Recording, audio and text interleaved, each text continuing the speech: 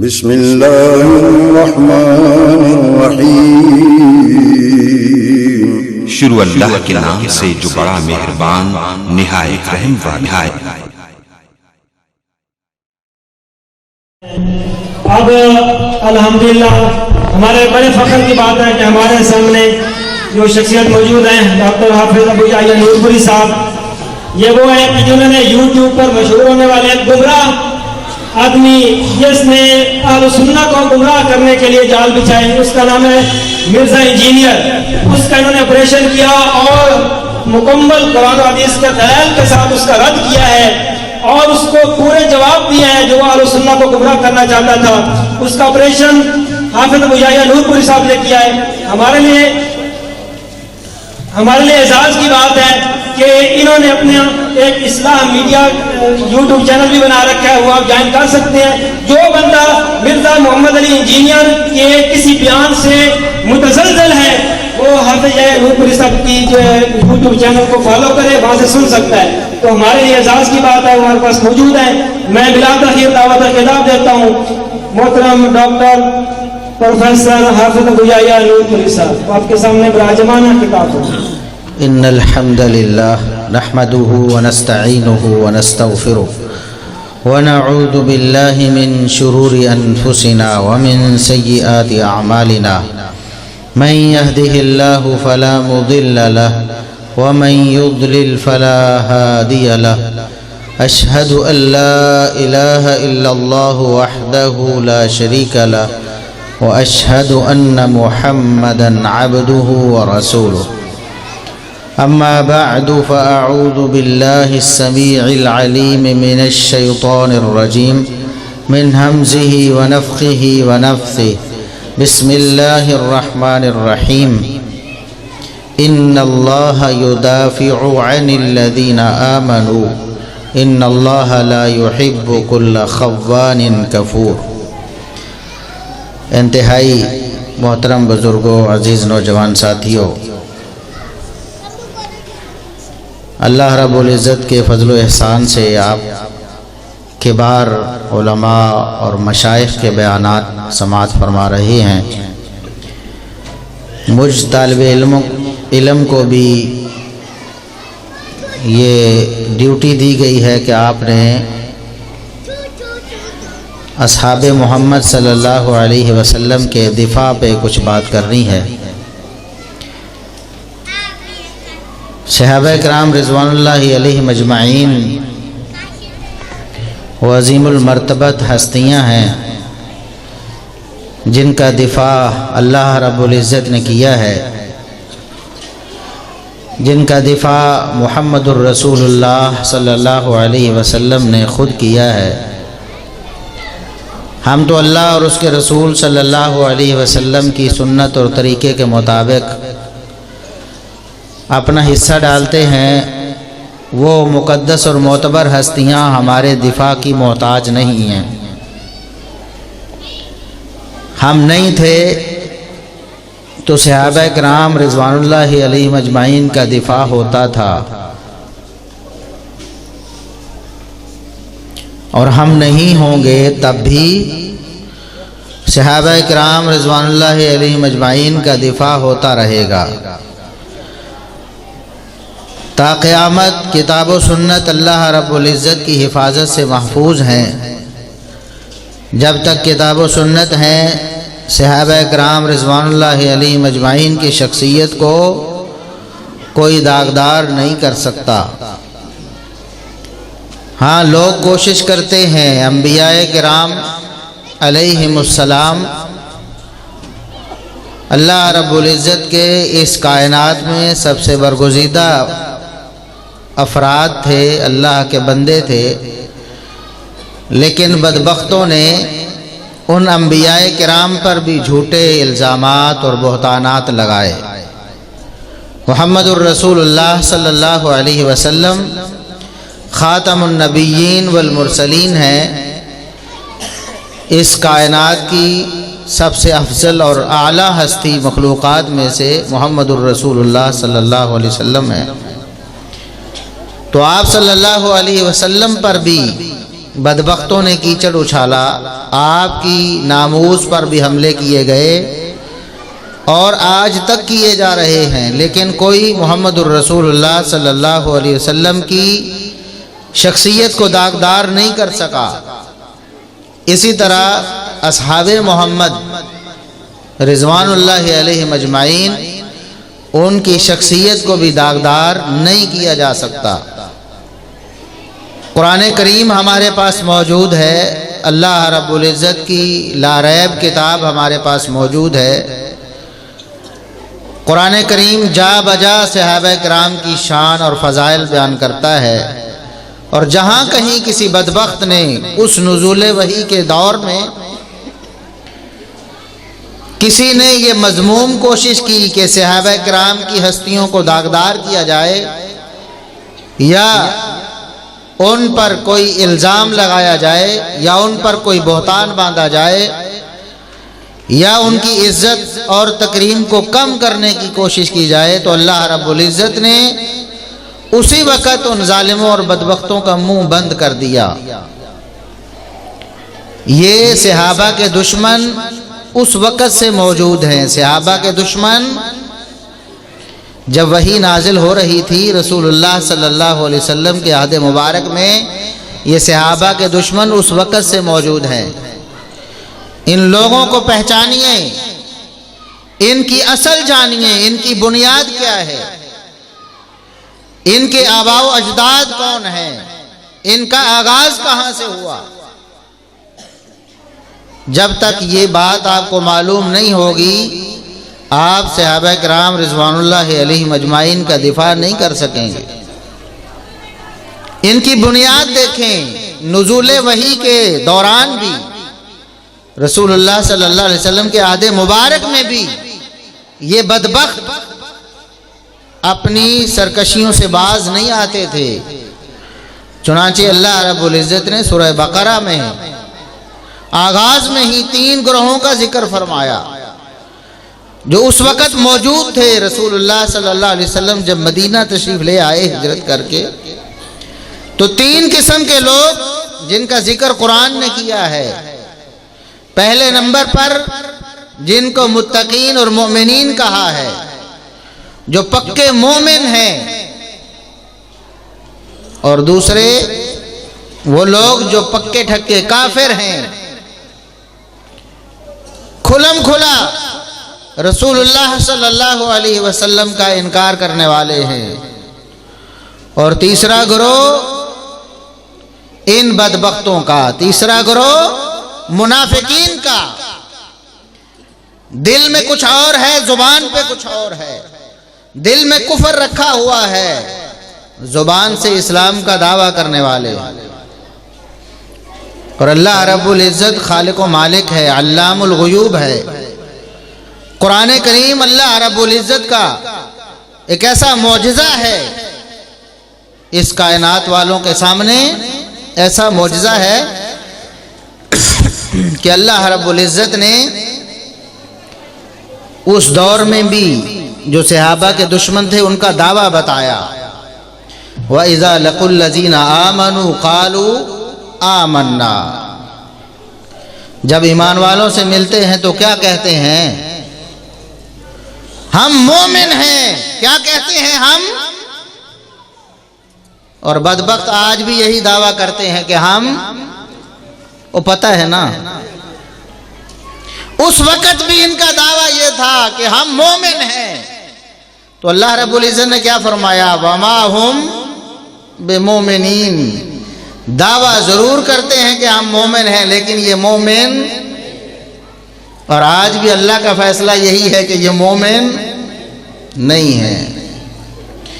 ان بدبختوں نے، مومن ہونے کے جھوٹے دعوے داروں نے اس وقت کیا کہا تھا صحابہ کرام رضوان اللہ علیہم اجمعین کے بارے میں؟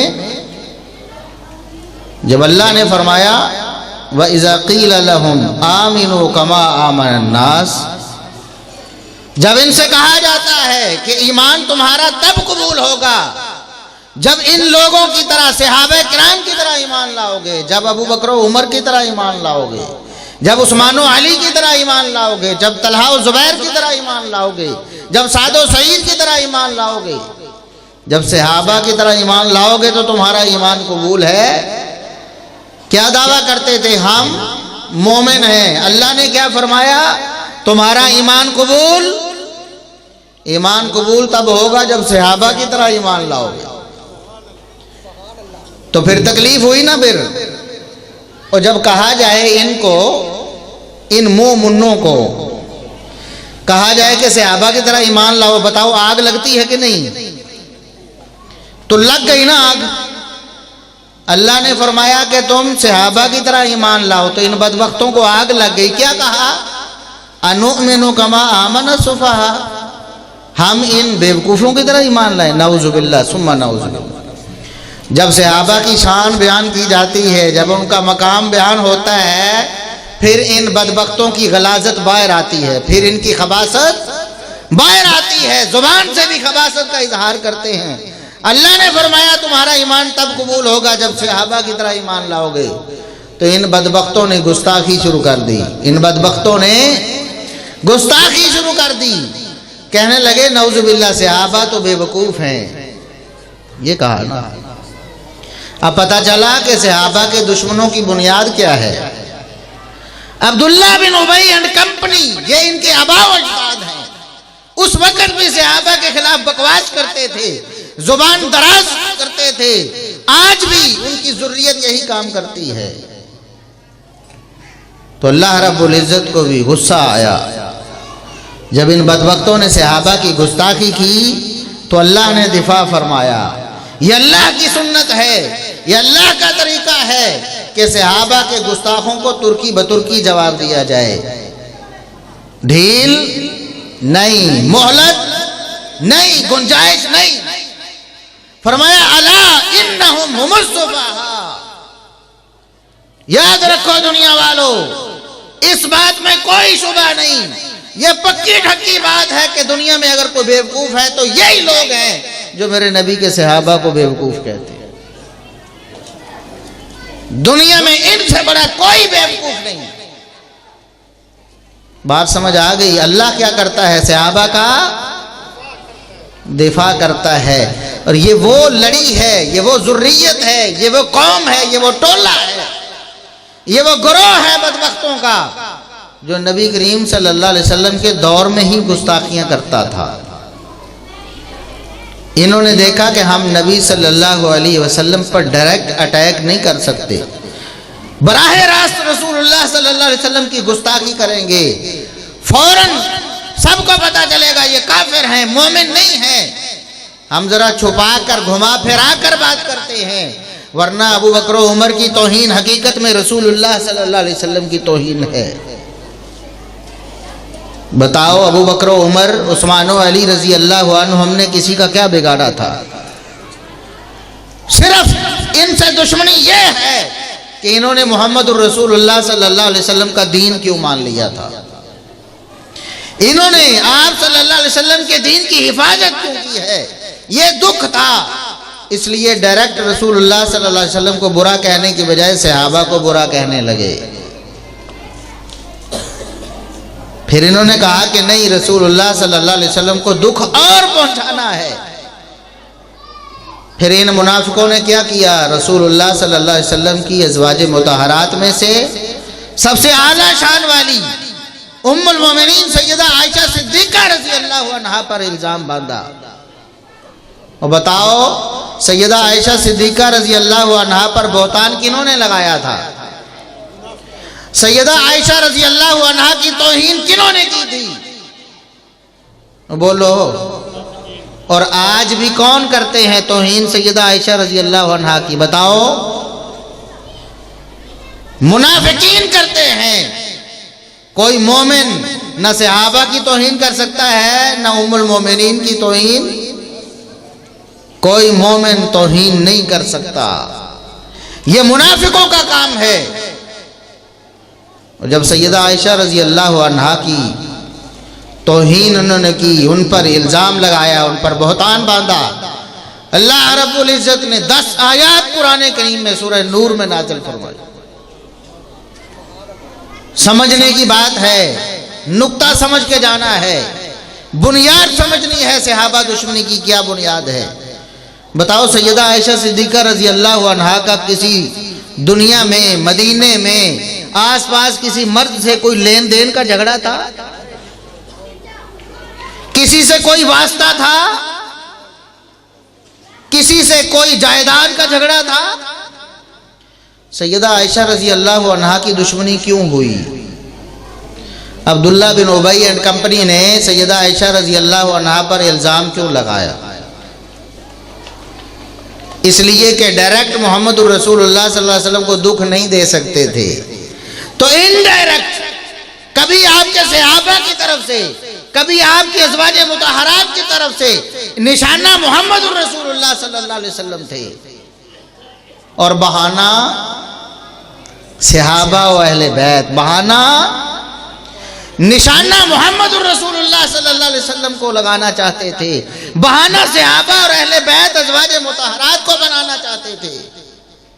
تو اللہ رب العزت نے 10 آیتیں نازل فرمائی، اور ان 10 آیات میں آخری لاسٹ وارننگ دے دی، فرمایا یعظکم اللہ ان تعودوا لمثلہ ابدا ان کنتم مؤمنین۔ الفاظ پہ غور کرنا ہے۔ اللہ نے فرمایا تمہیں آخری وارننگ دے رہا ہے اللہ رب العزت، اگر تم مومن ہو، اگر تم مومن ہو تو آئندہ عائشہ صدیقہ کی گستاخی نہیں ہونی چاہیے، یہ آخری وارننگ ہے۔ اگر مومن ہو تو عائشہ صدیقہ کی گستاخی نہیں کرنی۔ اللہ کو پتا تھا ان بدبختوں نے اپنے آپ کو مومن بعد میں بھی کہنا ہے، اس وقت بھی کہتے تھے ہم مومن ہیں۔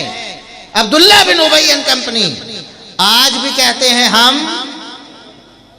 مومن ہیں۔ اللہ نے کیا فرمایا؟ اگر مومن ہو تو عائشہ صدیقہ کی گستاخی، جو سیدہ عائشہ رضی اللہ عنہا کی گستاخی کرتا ہے وہ مومن۔ قرآن کا فیصلہ ہے، سورہ نور ہے، جو قرآن کو مانتا ہے وہ اس بات کی گواہی دے گا کہ سیدہ عائشہ صدیقہ کا گستاخ مومن ہو سکتا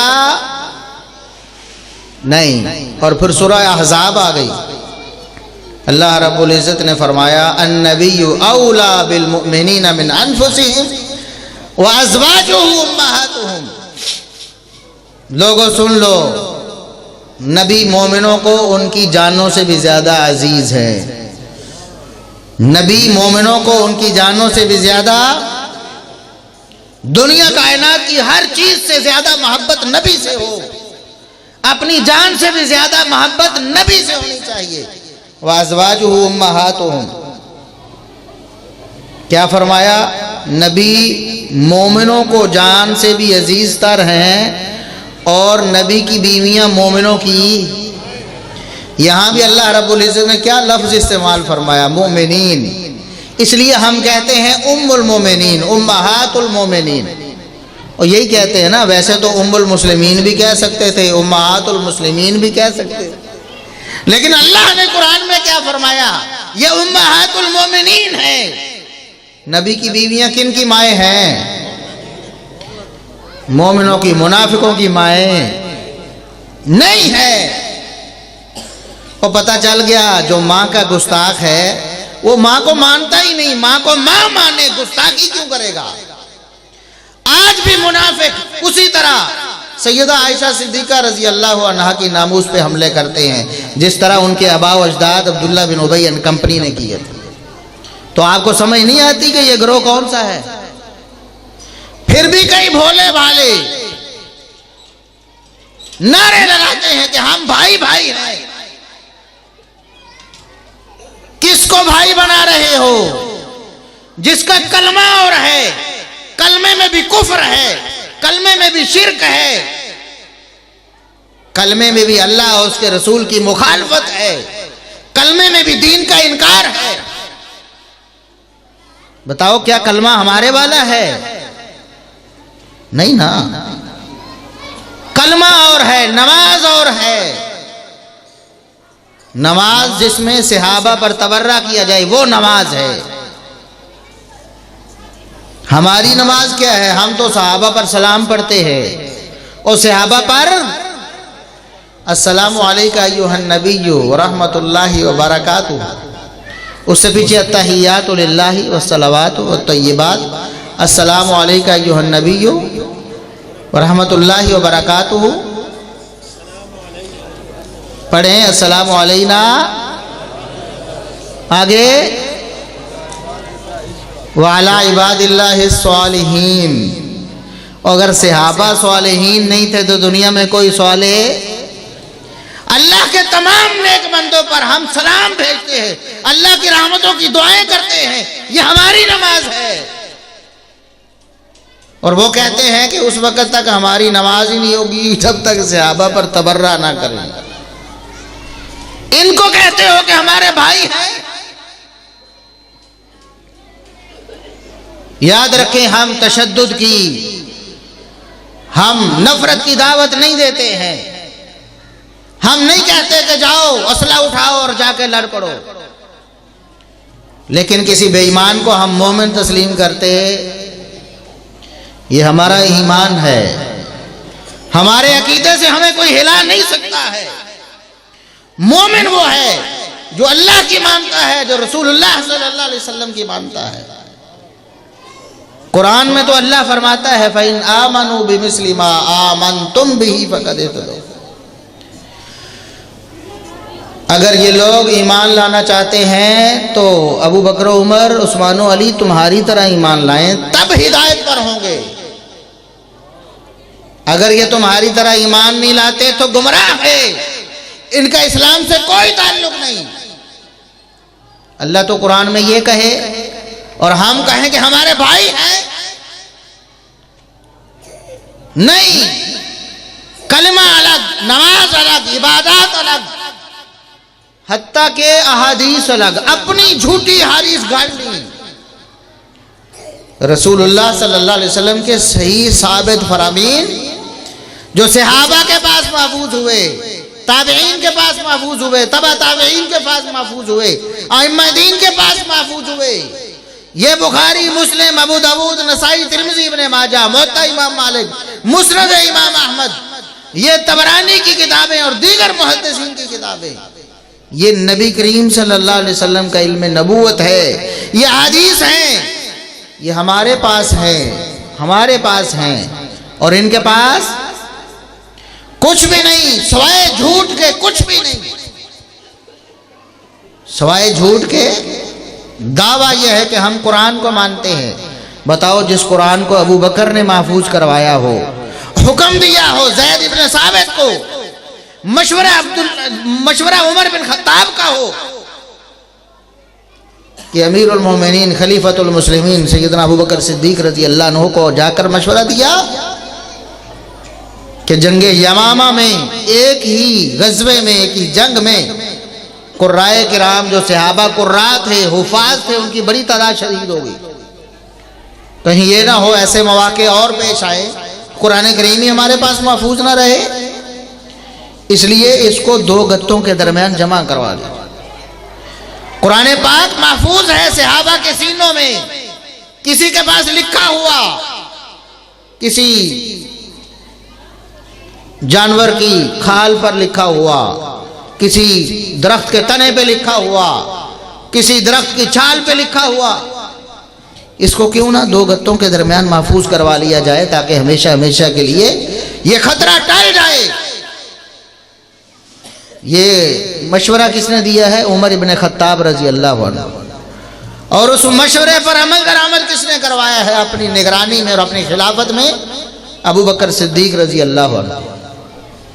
اور لکھنے والے سب صحابہ کو بلا کر جمع کرنے والے، قرآن کریم دو گتوں میں جمع دے کر کے امت کو دینے والے زید ابن ثابت، اور جس کے نزدیک ان تینوں میں سے کوئی بھی مومن نہ ہو وہ اس قرآن کو مان سکتا ہے؟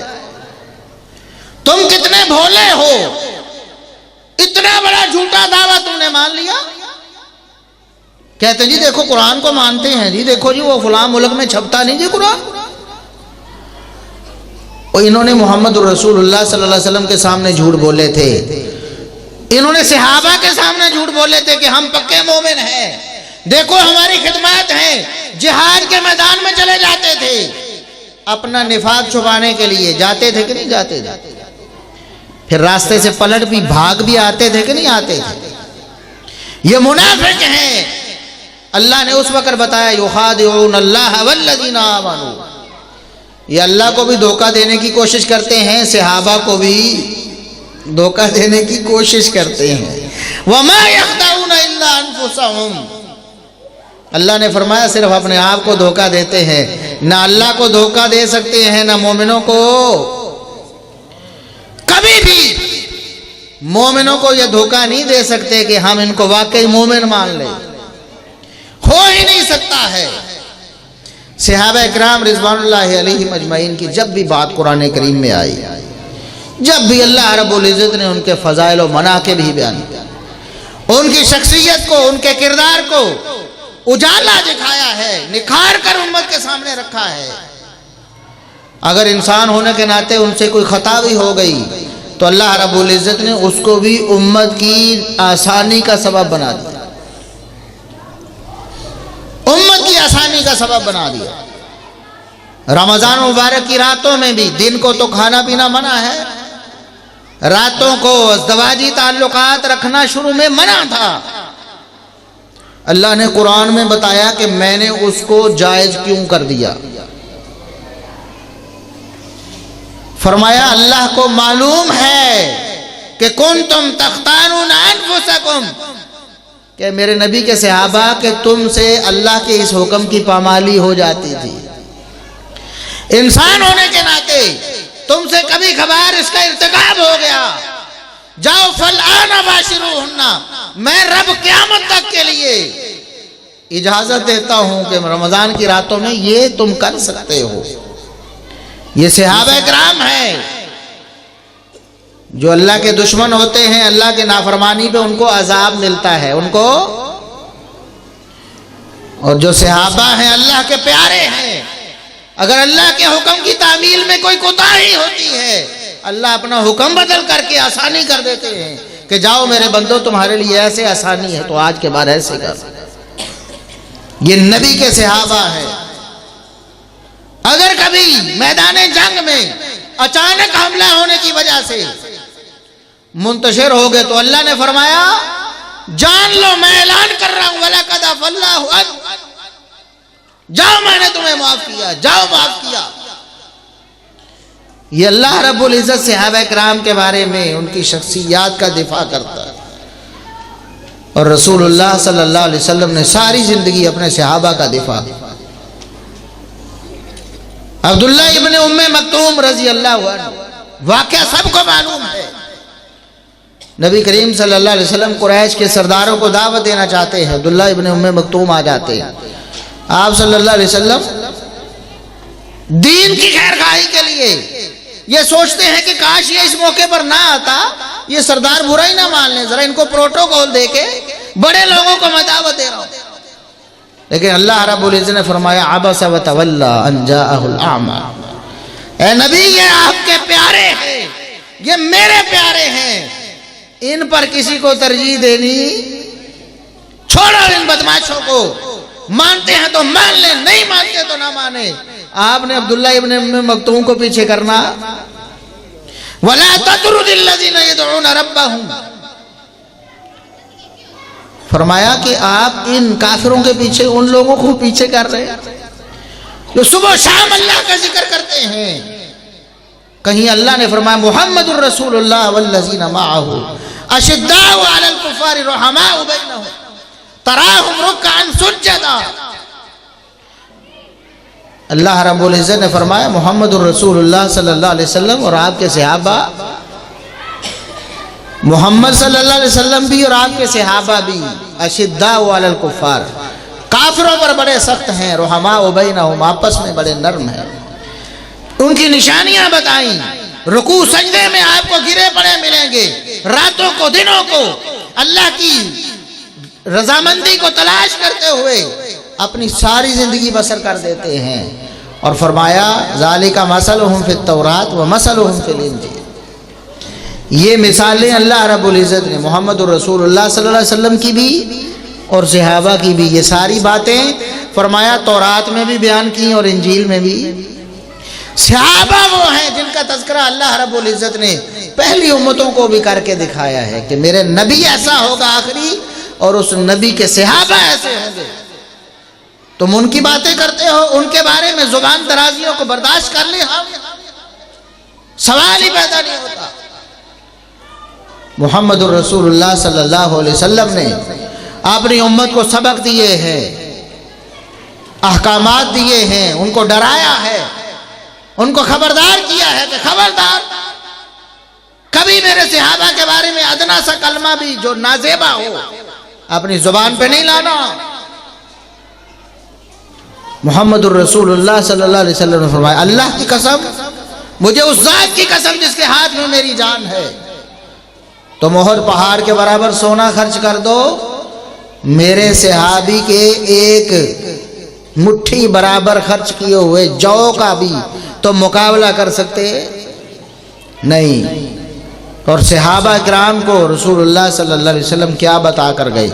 عبداللہ ابن عمر رضی اللہ عنہما رسول اللہ صلی اللہ علیہ وسلم کی وفات کے بعد درس دے رہے ہیں، کن کو؟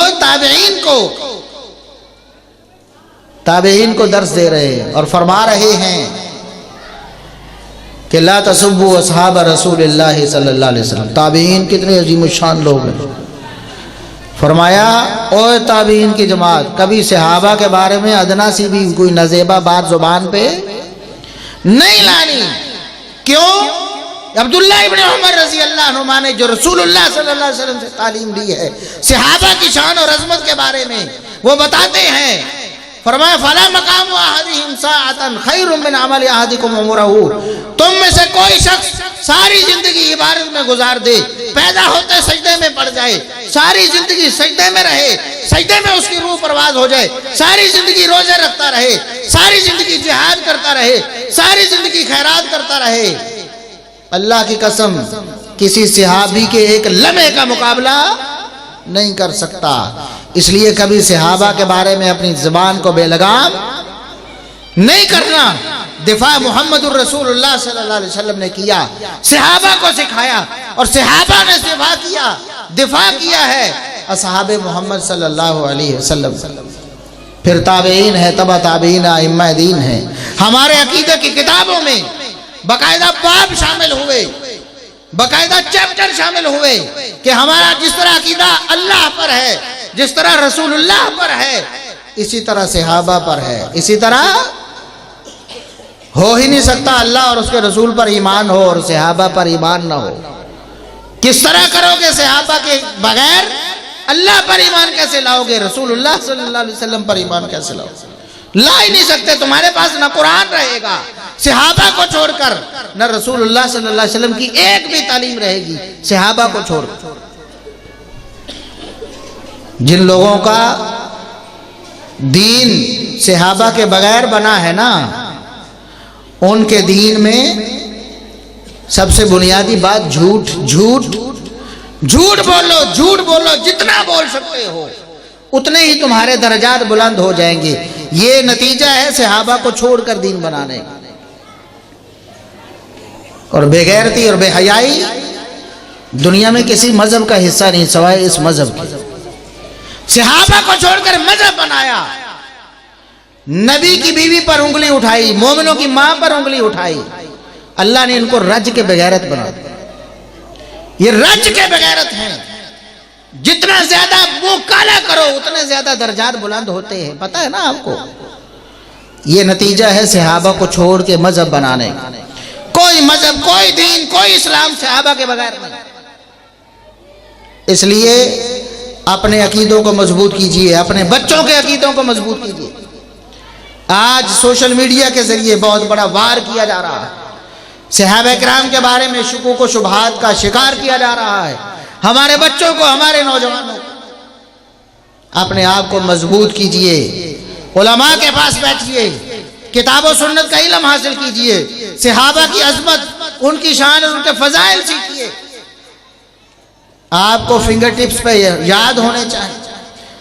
ابو بکر رضی اللہ عنہ کے فضائل کے ہیں، عمر فاروق رضی اللہ عنہ کے، عثمان غنی رضی اللہ عنہ، علی المرتضیٰ رضی اللہ عنہ کے، حسن و حسین رضی اللہ عنہما کے، سیدہ فاطمہ رضی اللہ عنہا کے، سیدہ عائشہ رضی اللہ عنہا کے، سیدہ خدیجہ رضی اللہ عنہا کے، سیدہ حفصہ رضی اللہ عنہا کے، ان کے فضائل و مناقب آپ کو انگلیوں کے پوروں پر یاد ہونے چاہیے۔ اپنے بچوں کو سکھائیں، ان کو صحابہ کی کہانیاں سنائیں، ان کو ان کی وفاداری جانثاری بتائیں، ان کی شجاعت، ان کی دیانت، ان کی امانت سکھائیں ان کو، تب جا کر آپ اپنی نسلوں کو بچا سکتے ہیں، ورنہ آپ کی نسلیں اصل اسلام پہ قائم نہیں رہیں گی۔ اللہ سے دعا ہے کہ اللہ رب العزت ہمیں صحابہ کرام کا دفاع کرنے کی توفیق عطا فرمائے۔ یہ 2-3 سوالات ہیں، وقت بھی مختصر ہے۔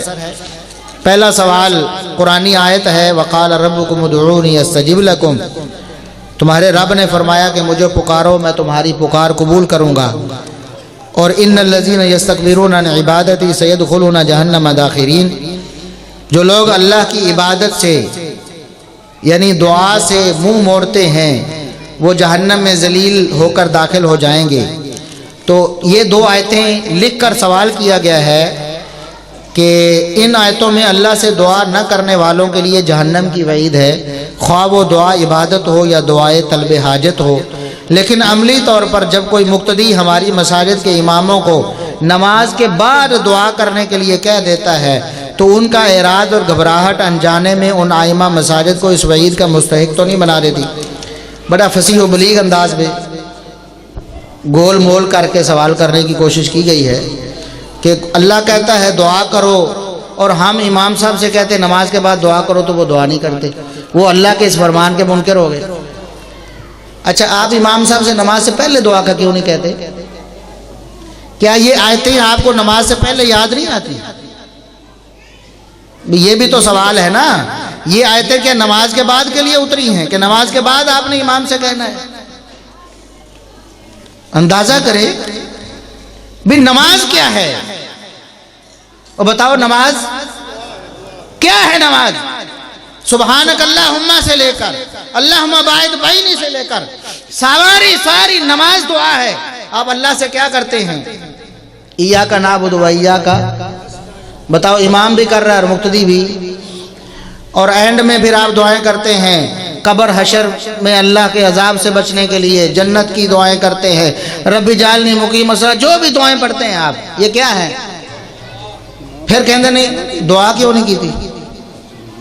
ساری دعائیں کر کے کہتے ہیں کہ دعا نہیں کی۔ بھئی یہ بات درست ہے کہ اگر آپ کو کوئی ضرورت، کوئی حاجت، کوئی مصیبت آ گئی ہے تو آپ دعا کر بھی سکتے ہیں اور امام صاحب سے کہہ بھی سکتے ہیں، خطبے کے دوران کہہ دیں، خطبے کے دوران نماز، لیکن اس کو یہ بنا لینا کہ نماز کے بعد دعا ہوتی ہے، بھی وہ نماز کے بعد بھی ہو سکتی ہے، نماز سے پہلے بھی، خطبے کے دوران بھی ہو سکتی ہے۔ کہ نماز کے بعد اگر کوئی بندہ التزام کے ساتھ، پابندی کے ساتھ دعا نہیں کرتا، اس لیے نہیں کرتا کہ رسول اللہ صلی اللہ علیہ وسلم نے ایسا، ہاں ضرورت پیش آئے تو کسی بھی وقت کر لے۔ اس کو یہ بنا دینا کہ یہ دعا کے منکر ہیں یا پھر یہ اللہ کے قرآن کی مخالفت کر رہے تھے، اللہ کے بندو یہ طریقہ نہیں ہے۔ جو آیتیں آپ نے پڑھی ہیں یہ نماز کے دوران کے لیے بھی ہیں، نماز سے پہلے کے لیے بھی ہے، تو آپ نے صرف نماز کے بعد کے لیے کیوں سمجھ لیا انہیں؟ دوسرا سوال ہے کہ ٹائم بہت تھوڑا، کیا صحابہ کرام معیار حق ہیں؟ بالکل ہیں۔ اگر ایسا ہے تو پھر اکثر مسلمان صحابہ کرام کے معمولات اور معاملات میں کیے گئے فیصلوں کو حجت تسلیم کیوں نہیں کرتے؟ آگے 1-2 مثالیں دی گئی ہیں، میں بات مختصر کرتا ہوں۔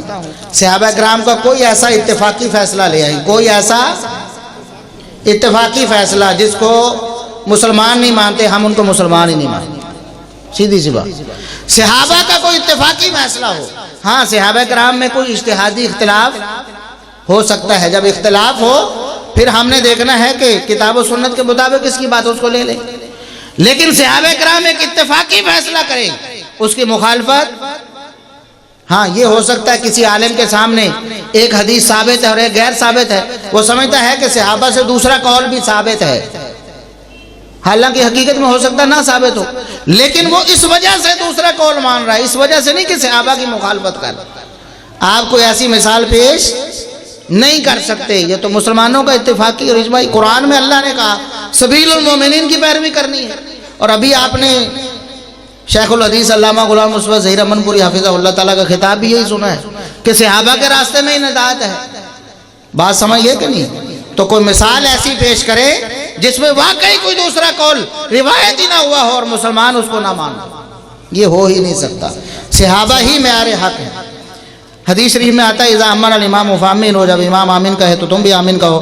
لیکن عملی طور پر ایسا ممکن نہیں ہو رہا. وہ اس لیے نہیں ہو رہا کہ آپ سمجھ نہیں رہے اسے.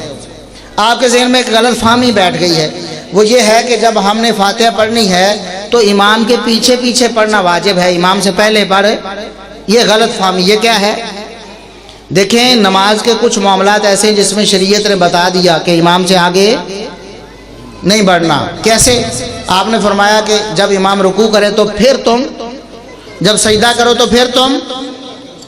تو یہ جو ارکان ہیں، اوپر نیچے جانا ہے سجدے میں، رکوع میں بیٹھنا ہے، اٹھنا ہے، اس میں امام کے پیچھے پیچھے چلنا ہے. باقی پڑھنے میں امام کے آگے پیچھے کا کوئی مسئلہ ہوتا ہے. یار پڑھ رہے نا امام صاحب پڑھ رہے تو کی پتہ امام صاحب کتنے، تسی اگے نکل جاؤ تو کوئی حرج نہیں.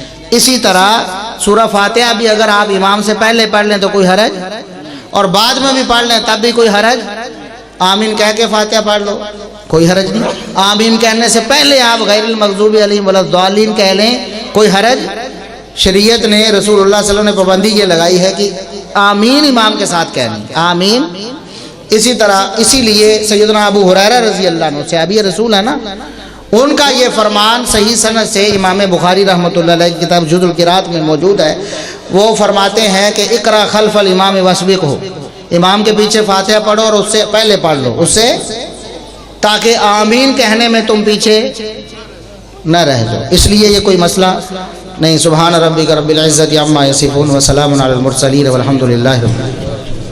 مسعود الدین عثمانی کا جو مشہور منکر حدیث ہیں، یہ ان کے امام بھی تھے اور ان کے خطیب بھی تھے. رب العالمین نے ان کو عقیدہ توحید دیا اور سمجھ دی ہے کہ اہل الحدیث کیا ہے. انہوں نے مسئلہ کہا کہ اہل حدیث قبول کیا. تو 5 منٹ کے لیے ان کا جو ہے یہ اپنا بیان کریں گے، مطلب بتائیں گے کہ میں کیسے اہل حدیث ہوں. اس کے بعد الحمد للہ الذی کفا وسلام علی عباد الذین اصطفى. اما بعد فاعوذ باللہ السمیع العلیم من الشیطان الرجیم من حمزه ونفخه ونفثه. بسم اللہ الرحمن الرحیم. وقال اللہ تبارک وتعالی کما ورد فی سورۃ الشورى. بسم اللہ الرحمن الرحیم. ام لم شرکاء شرعوا له من الدین ما لم یأذن باللہ. میرے واجب الاحترام بزرگوں، دوستوں، ساتھیوں، اللہ رب العزت نے اس آیت کے اندر جو سورہ شورى کے اندر ہے کہ فرمایا ہے کہ کیا تمہارے ایسے شریک ہیں جنہوں نے تمہارے لیے دین کا ایسا طریقہ مقرر کیا ہے جس کا اللہ نے اجازت نہیں دی، جس کی اللہ نے اجازت نہیں دی، رسول اللہ صلی اللہ علیہ وسلم نے اجازت نہیں دی. اسی طرح جو بھی فرقہ گروہ ہے، گمراہ لوگ ہیں، ان کے پیچھے ایک شخصیت ہوتی ہے. آپ دیکھ لیں جتنے بھی گمراہ فرقے ہیں ان کے پیچھے ایک شخصیت ہے. اسی طرح یہ جو ایکس کیپٹن ڈاکٹر مسعود الدین عثمانی کا جو گروہ ہے، میں نے 2.5-3 سال تحقیق کی. اس کے بعد یہ نتیجہ اخذ کیا میں نے کہ ہم تو گمراہی پر ہیں، اور یہ جتنے بھی ہمارے مسلمان گروہ ہیں، اہل حدیث ہے، دیوبند ہے، سنی ہے، چاہے خانہ کعبہ کے امام ہیں، ڈاکٹر ذاکر نائک صاحب ہیں، سب کو یہ لوگ کافر سمجھتے ہیں. اور آپ کے اس گاؤں حویلی بہادر شاہ میں بھی ان کی مسجد موجود ہے. تو میں نے جب یہ اعلان کیا ان کے سامنے کہ بھائی میں نے مسلک اہل حدیث قبول کر لیا، تو اسی وجہ سے میری وائف مجھے چھوڑ کے چلی گئی اور یہ کہنے لگی کہ آپ مرتد ہو چکے ہیں. تو بچے میں نے لے لینے ہیں، چونکہ عدالت بچے انہی کو دیتی ہے. میں نے 5 بچے لے کے میں پھر مانسیرہ سے میں نے ہجرت کی ہے. ابھی میں نام یہاں پہ بتانا نہیں چاہتا کہ کہاں پہ ہوں میں، کیونکہ وہ پیچھے لگے ہوئے ہیں، میں اکیلا ہوں. تو اس وجہ سے اللہ مجھے استقامت دے. تو آپ کو بھی یہ میں ہدایت کرتا ہوں کہ اللہ نے بھی فرمایا ہے کہ جو دین کا طریقہ انہوں نے مقرر کیا، ان کے جو باطل نظریات ہیں وہ آپ کے سامنے چند میں بیان کرتا ہوں. عذاب قبر کے وہ منکر ہیں. عذاب قبر کو وہ عقل پر ترجیح دینا چاہتے ہیں. کہتے ہیں جی دیکھو یہ عذاب قبر کس طرح ہو سکتا ہے، ان کا مولوی ڈاکٹر مسعود الدین عثمانی اپنے پمفلٹ عذاب برزخ میں لکھتا ہے کہ دیکھیں جی اس میں روح نہیں لوٹتی ہے، جس کو مچھلی کھا جاتی ہے، مگرمچھ کھا جاتا ہے، جو آگ میں جلا دیتے ہیں، ان کو پھر کس طرح ہوگا؟ تو یہ اس سے مجھ سے پہلے علماء کرام یہ بیان کر چکے ہیں بڑی تفصیل کے ساتھ کہ عقل کی گنجائش نہیں ہے اسلام میں، بلکہ اسلام کو ماننا پڑے گا اپنی عقل کے مطابق۔ ایسا نہیں کرنا پڑے گا کہ اپنی عقل چھوڑ دی جائے اور اپنا نظریہ چھوڑ دیا جائے اور قرآن حدیث کو اس کی طرح موڑنے کی کوشش کی جائے، ایسا نہیں کرنا ہے۔ یہ تو میں اس وقت سمجھا ہوں جب میں نے تحقیق شروع کی، اور ایک کتاب ہے اہل حدیث عالم ہیں جابر عبداللہ دمانوی صاحب، یہ بھی پہلے عثمانی رہ چکے ہیں، انہوں نے کتاب لکھی ہے بڑی زبردست عذاب قبر، وہ آپ ضرور پڑھیں، اس میں ان کے باطل نظریات کا بڑا تحقیقی جائزہ ہے، وہ میں نے پڑھی تھی، پھر مجھے اللہ نے سمجھ عطا کی۔ اور یہ مسلمانوں کے جنازے نہیں پڑھتے ہیں یہ لوگ، دوسری ان کے اندر ہے، یہ مطلقاً ہمیں کافر سمجھتے ہیں، اور یہ ان سے بچ کے رہنا ہے۔ یہ بہت بڑا فتنہ ہے، ایک تو نا فرقہ، اس کی کوئی گنجائش ہوتی ہے، لیکن فتنہ جو ہے وہ قتل سے بھی زیادہ جرم ہے، اور نبی علیہ السلام نے کہا کہ اسلامی اسٹیٹ ہو تو فتنہ انگیز لوگوں کیا ہوگا، ایک سائیڈ کے ہاتھ اور ایک سائیڈ کے بازو، ان کا ایک سائیڈ کی ٹانگ اور ایک سائیڈ کا ہاتھ کاٹا جائے گا۔ یعنی یہ شدت کے اور توحید کا لبادہ لے کے یہ لوگ اٹھے ہیں، اس سے لوگ زیادہ اٹریکٹ ہوتے ہیں، مائل ہوتے ہیں لوگ کہ یہ توحید کی بات کرتے ہیں۔ اسی طرح معتزلہ جو فرقہ تھا وہ بھی یہی کہتا تھا کہ ہم اللہ کو ہر معاملات کے اندر خالص کر کے ماننا چاہتے ہیں، تو یہ ان کا بھی نظریہ بالکل سیم اسی طرح ہے، لیکن گویا کہ نہ اللہ کو اس طرح مانتے ہیں نہ رسول اللہ صلی اللہ علیہ وسلم کو مانتے ہیں۔ حدیث بے شمار ہیں عذاب قبر کی، لیکن اس کی نجائز تعویلات کرتے ہیں، اور وَلَا تَشْتَرُوا بِآيَاتِي ثَمَنًا قَلِيلًا یہ آیت پڑھ کے فتویٰ بازی علماء پہ شروع کر دیتے ہیں، دیکھو جی اللہ کہتا ہے تم پہ پیسے نہ لو، اور یہ پیسے لے رہے ہیں۔ حالانکہ یہ یہود و نصارہ کے جو علماء تھے وہ کتاب میں سے مسئلوں، وہ جو آیتیں تھیں توحید کی یا عمل کرنے کی جو آیتیں تھیں حلال حرام کی، اس کو ہٹا کر اس پر فتوے جو لکھ کے دیتے تھے اس پر وہ پیسے لیتے تھے۔ اس کے شان نزول میں یہ آیت نازل ہوئی تھی کہ وَلَا تَشْتَرُوا بِآيَاتِي ثَمَنًا قَلِيلًا کہ اللہ کی آیتوں کے بدلے یہ پیسے نہ لو، وہی آیا فَاتَّقُونَ اللہ سے ڈرو۔ اس طرح عام فہم بندے کو وہ دھوکہ دیتے ہیں اور اس سے وہ مائل ہو جاتے ہیں، کیونکہ یہ آپس میں بڑی محبت کرتے ہیں یہ لوگ، اس لیے عام جو فہم بندہ ہوتا ہے وہ ان کی طرف مائل ہو جاتا ہے۔ اس طرح یہ خانہ کعبہ کے امام کو بھی کافر سمجھتے ہیں، گو کہ ظاہری حالت میں نہیں کہیں گے، کبھی بھی آپ کو نہیں کہیں گے، آپ جب زیادہ قریب ہوں گے بالکل ان کے ساتھ ٹچ ہو جائیں گے پھر آپ کو بتائیں گے۔